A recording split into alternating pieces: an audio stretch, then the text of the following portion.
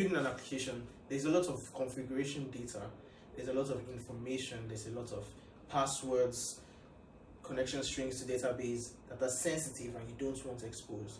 You need a way to store and manage that information in a secure, well-protected storage location.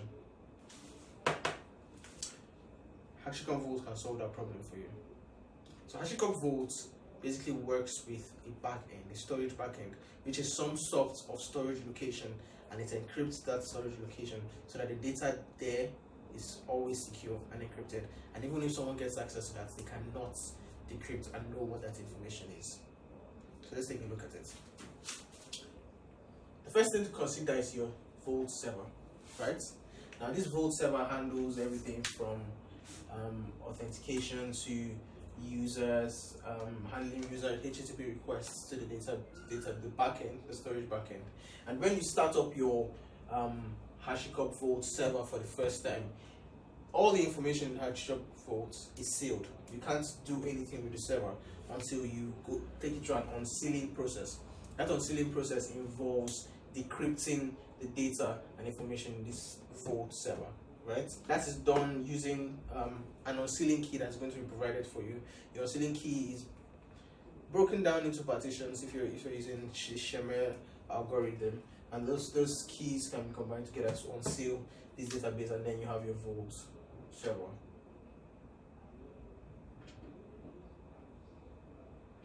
Now, your Vault server would save the values and the secrets in a storage backend. Now, this storage backend could be anything from an integrated storage backend that comes with Vault, which could be Raft. It could be saved in another solution from HashiCorp called HashiCorp Vault.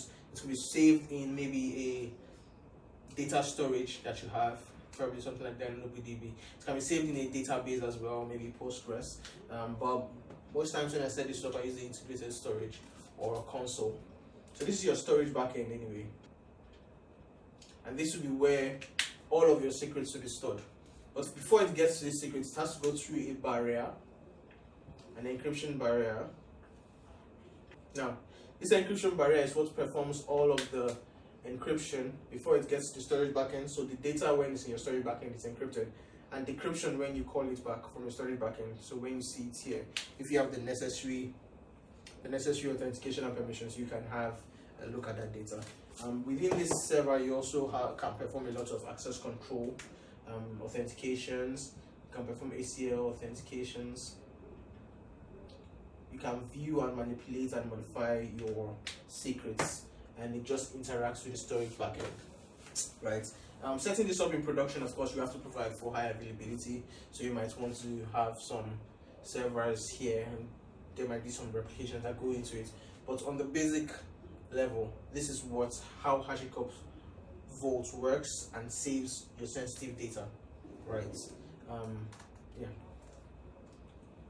I hope that makes sense. So if you have any questions, you can just drop it in the comment section, and I'll reply you. And if you'd like to set this up in your cluster, you can go to the documentation and see a lot of more information about the unsealing process, how you can integrate this with Key Vault in Azure, KMS, to save the unseal key that's going to be that you can get from Vault. How to set auto unseal so that every time it goes down, you don't have to unseal it all over again. So you can set auto unseal as well.